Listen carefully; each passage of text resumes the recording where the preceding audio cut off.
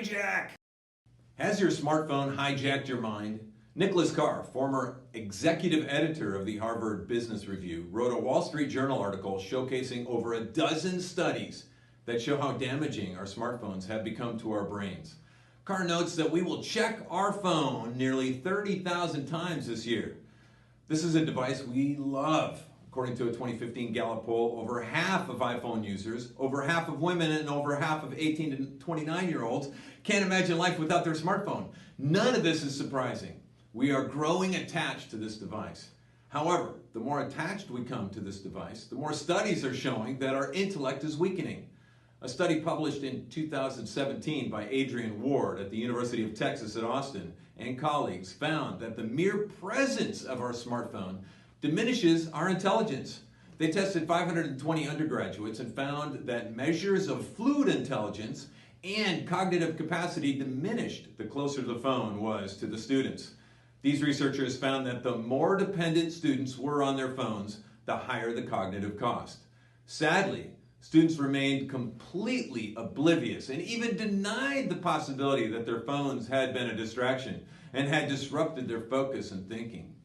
In fact, students that could see their phones scored worse. Students whose phones were left in a different room did the best. This mirrored a study from the University of Southern Maine in which students that had their phones turned off but in view made significantly more errors in demanding tests of attention and cognition than did a control group whose phones remained out of sight. Nicholas Carr goes on to share a 2015 Journal of Experimental Psychology study involving 166 subjects that found when people's phones beep or buzz while they're in the middle of a challenging task, their focus wavers and their work gets sloppier, whether they check the phone or not. Another 2015 study, which involved 41 iPhone users and appeared in the Journal of Computer-Mediated Communication, showed that when people hear their phone ring but are unable to answer it, their blood pressure spikes, their pulse quickens, and their problem-solving skills decline. In yet another study published in Applied Cognitive Psychology in 2017, researchers examined 160 students at the University of Arkansas at Monticello. Students who didn't bring their phones to the classroom scored a full letter grade higher on a test of the material presented than those who brought their phones. It didn't matter whether the students who had their phones used them or not. All of them scored equally poorly.